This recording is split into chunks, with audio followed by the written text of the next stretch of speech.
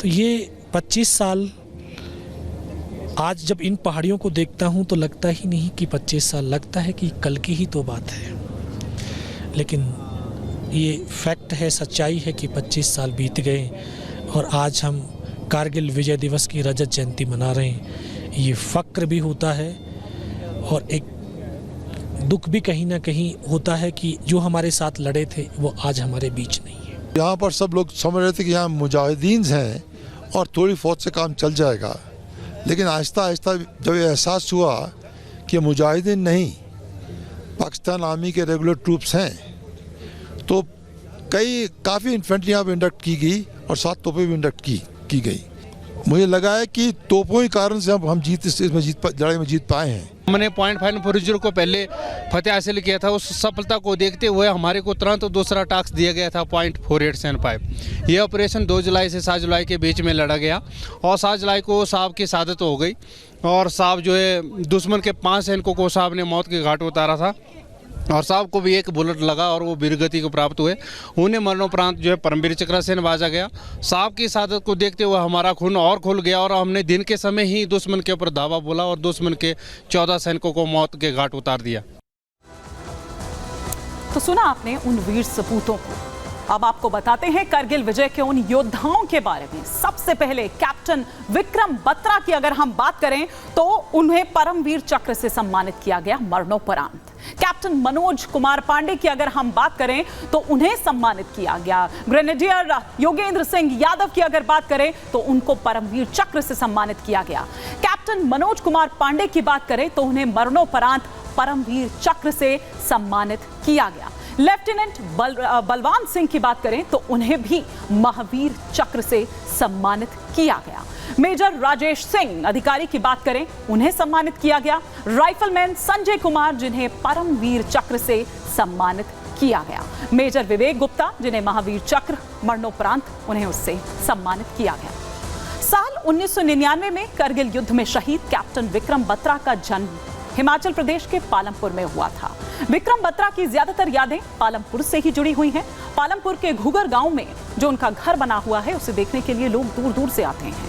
पालमपुर के कई ऐसे मार्ग हैं जिन्हें शहीद कैप्टन विक्रम बत्रा के नाम पर बनाया गया है। विक्रम बत्रा ने ये दिल मांगे मोर कोड का इस्तेमाल इस तरह से किया कि ये कोड आज लाखों युवाओं के लिए एक प्रेरणा बन गया। एक रिपोर्ट आपको दिखाते हैं पालमपुर से। तो कारगिल युद्ध की वो सबसे भीषण लड़ाई जिसके लिए कैप्टन विक्रम बत्रा ने अपनी जान दे दी, देश के लिए जान कुर्बान कर दी, शहीद हो गए। उनके घर से तस्वीरें दिखा रहे हैं। हालांकि ये जब शहादत हो गई उनकी, उसके बाद ये घर बनाया गया है। बाकायदा यहाँ पे विक्रम बत्रा भवन भी बनाया गया है। फैमिली जो है पहले वो डाउनटाउन में रहती थी, लेकिन 2002 में फैमिली यहाँ पे शिफ्ट हो जाती है और देखिए लवकुश विला का नाम इसे भी दिया गया है, क्योंकि अगर हम बात करें विक्रम बत्रा और उनके भाई विशाल की, तो दोनों जुड़वा भाई थे, तो ऐसे में उनके विला का नाम भी यहाँ पे लवकुश दिया हुआ है। इस पूरे लेन की बात करें तो देखिए गांव में इस पूरे लेन को जो है विक्रम बत्रा मार्ग का नाम भी दिया गया है। आस पड़ोस के लोग जो है उनका यही कहना है कि ये वाकई में बहुत ही फक्र की बात है, सिर्फ गांव वालों के लिए नहीं बल्कि पूरे देशवासियों के लिए, कि एक ऐसे परिवार से आना जिसका कोई सैनिक बैकग्राउंड नहीं था। फैमिली बैकग्राउंड की बात करें तो पिता जो है वो प्रिंसिपल होते हैं, माँ उनकी जो होती है वो टीचर होती है, लेकिन उसके बावजूद विक्रम बत्रा में देश के लिए कुछ कर गुजरने का जुनून इस कदर था कि उनका नाम जो है कारगिल युद्ध की जब भी बात होती है तो उनका नाम आज भी याद किया जाता है। तो पालमपुर से हमारी सहयोगी कोमल की ये रिपोर्ट आप देख रहे थे। अब करगिल विजय का नंबर गेम हम आपको सिलसिलेवार तरीके से बताते हैं। 1999 में बना सेना का ऑपरेशन, इस युद्ध का कोड था ऑपरेशन विजय।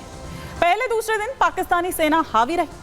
भारतीय सेना ने उसके बाद युद्ध की जो रणनीति है वो बदली। चोटियों के लिए बनी अलग अलग तरह की जो टीम है, क्योंकि वो ऊपर थे, जो पाकिस्तानी फौजियों की अगर बात करें तो वो ऊपर थे, लेकिन हमारे सैनिकों की अगर बात करें तो वो नीचे थे, वो नीचे की तरफ थे। 80 से ज्यादा दिनों तक चला था करगिल युद्ध। 30,000 सैनिकों ने लड़ी करगिल की ये लड़ाई। 15 से 18,000 फीट की ऊंचाई पर लड़ा गया था ये युद्ध। 32,000 फीट पर वायु शक्ति का इस्तेमाल किया गया। कंक्रीट बंकर में छिपे बैठे हुए थे ये घुसपैठिए। पाकिस्तानी सैनिकों पर 2.5 लाख गोले दागे गए। जी हां, 2.5 लाख गोले। 300 से ज्यादा तोप, मोर्टार, रॉकेट लॉन्चर से वार किया गया। 700 से ज्यादा पाकिस्तानी सैनिक इस दौरान मारे गए और 500 से ज्यादा भारतीय सैनिक भी शहीद हो गए। लेकिन जहां जहां ये लड़ाई लड़ी गई, जहां जहां ये बलिदान दिए गए, उन्हीं जगहों पर रिपब्लिक भारत पहुंचता है और वहां से कोशिश की कि वहां तक पहुंचे या उसके आसपास तक। उन तमाम चीजों को आपको दिखाने की कोशिश करेंगे हमारी सहयोगी की इस रिपोर्ट के जरिए। 1999 में जिन पहाड़ियों की आड़ लेकर के पाकिस्तानी आर्मी ने घुसपैठ की थी, वो पहाड़ियां ठीक मेरे पीछे है। आपको सबसे पहले बत्रा टॉप दिखा देते हैं और उसी से लगा हुआ है टाइगर हिल। थोड़ा और आगे हम अगर बढ़ते हैं तो यहाँ पर 3 पिंपल भी नजर आ जाएगा। उसी के साथ लगा हुआ है गन हिल और तोलोलिंग की वो पहाड़ियां जहाँ पर कब्जा जमाया गया था, क्योंकि ये ऊंचाई में सबसे ज्यादा था। सीधी चढ़ाई थी और खड़ी चढ़ाई की वजह से लगातार फायरिंग की जा रही थी, जिसकी वजह से भारतीय सेना को काफी नुकसान भी झेलना पड़ा था। हमारे 500 से ज्यादा सैनिक शहीद हुए थे, 1300 से ज्यादा सैनिक घायल हुए थे। लेकिन किस तरीके से जो वहां से गोलियां बरसाई जा रही थी, उसका भारतीय सेना ने मुंह तोड़ जवाब दिया। एक पूरी रणनीति बनाई गई थी। रात के अंधेरे में ये चढ़ाई चढ़ी जाती थी ताकि किसी भी तरीके से दुश्मन को यह आभास ना हो कि भारतीय सेना मूवमेंट कर रही है। बिल्कुल नीचे द्रास शहर था, वो गांव था और इसी के साथ राष्ट्रीय राजमार्ग लगा हुआ था। वहां से सेना का जैसे ही मूवमेंट होता था, तुरंत पाक आर्मी को इसकी भनक लग जाती थी और वापस से गोलियों की बौछार शुरू हो जाती थी। सबका नतीजा एक ही निकला कि 26 जुलाई 1999 को यह घोषित कर दिया जाता है कि भारत ने कारगिल के युद्ध को जीत लिया है और पाकिस्तानी आर्मी को न केवल खदेड़ा है बल्कि मुंहतोड़ जवाब भी दिया है। तो 25 साल पहले हुआ था ये कारगिल युद्ध और देश के, भारत के कई वीर सपूत जो हैं, उन्होंने अपने प्राणों की आहुति दी। यही कारण है कि तभी हम वो किला फतेह कर पाए थे। इतना आसान नहीं था, लेकिन उन्हीं में से एक थे 19 साल के उदयमान सिंह। उदयमान सिंह को गए 25 साल हो गए हैं, लेकिन उनके परिवार के दर्द की अगर बात करें तो वो आज भी वैसा ही है।